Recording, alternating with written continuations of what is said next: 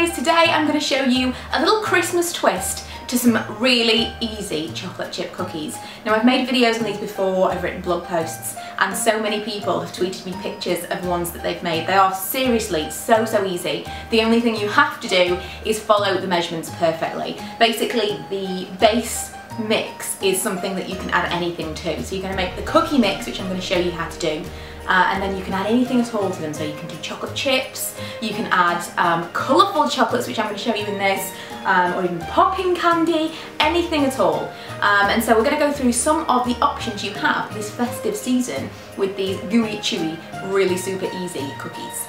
So I've already put in my bowl 125 grams of butter, and this is softened butter just so that you can cream it in with the rest of the ingredients so it's not like really hard from the fridge. Leave it at room temperature. You could put it in the microwave if you must, but it's definitely easier if it's just kind of been left out on the side for a little while before you come to bake.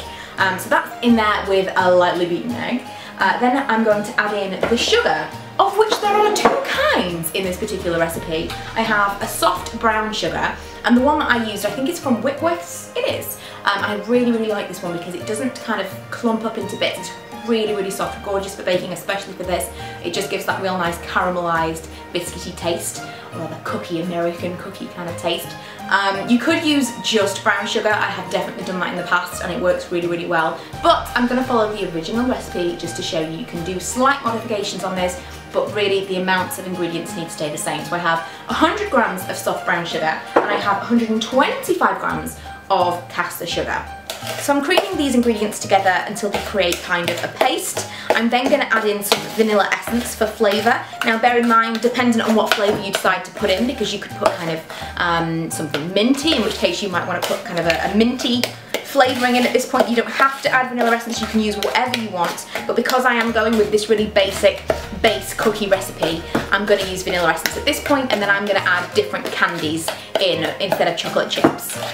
For those wondering, I used around a teaspoon, probably a little bit more. I don't really mind putting too much vanilla in, but if you're wanting for a specific measurement, really it's a teaspoon, but I will put the recipe in the information bar.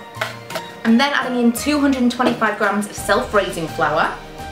I'm going to fold that in, and hopefully it will be just the right texture. You don't want it to be kind of a regular traditional English cookie kind of texture. You want it to be sticky, because what you're going to do with it is very different than you would with kind of a rolled out biscuit dough. So this is kind of what you're aiming for. Now I'm going to split this batch up into two, purely because I want to make two different kinds of cookies, which I'll show you in a second.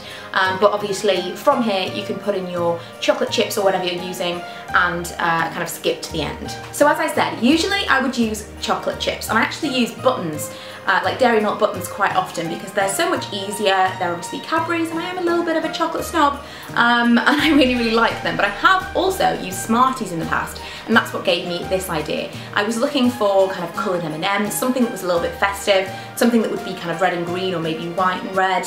And I did find some M&Ms that are mint, and you're going to get them much easier in the States. So if you are a US viewer, they are available to you, and it's a really cool idea, but I didn't really like the idea of the mint. And so I found these on eBay, and they are kind of generic Smartie type sweets. They're kind of chocolate button type things that are in different colours, and you can get them in all kinds of different colours. So if you have a party or a wedding and there's a colour theme, I think these are really cute. So I'm going to put in a few red and a few green into my cookie mixture.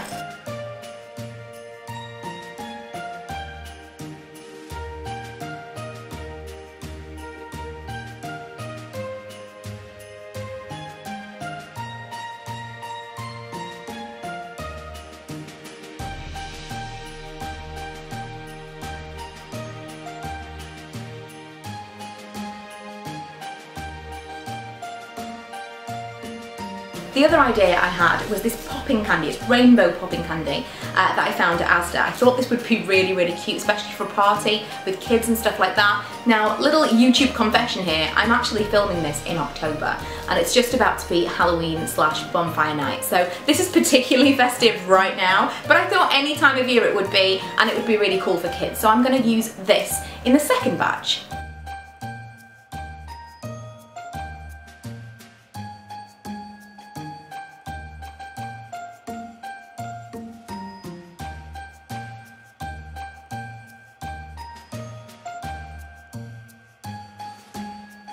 Now I don't know about you, but I always found the most annoying part of making cookies to be rolling out the dough. And that's why I love these, because basically you take a tablespoon or there or thereabouts, and that is your rolling out. You don't have to do anything, you can't create fancy shapes, it's not super Christmassy in that respect, but if you've got less time or you're baking with children and they're not really going to have all that much patience, then this is brilliant. Plus it takes a lot less time to cook, it takes a lot less time to make, and your impatient children will have cookies all that much quicker. I would just mention to make sure that there's going to be space around the cookies because they are going to spread. Now, the size that I've made them may be dangerous, we'll see. They may kind of spread out onto each other. You can make them smaller, you can make them bigger, you could make one massive tray of cookie if you wanted to, but it's going to spread quite a lot from that small space that you've given it. So do make sure that you space them out on the tray and you don't put them too close together.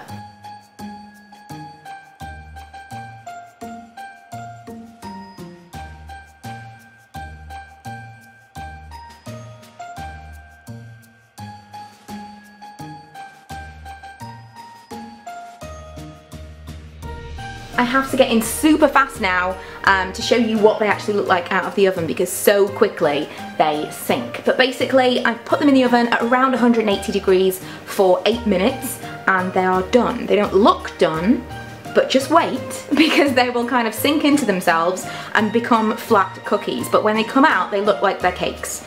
They are kind of sinking already, but you shall see. So when you're making these for yourself, don't worry, don't kind of think, oh, I've done it wrong. You haven't. You just have to let them cool, and when you come back in 5 or 10 minutes, they will look perfect.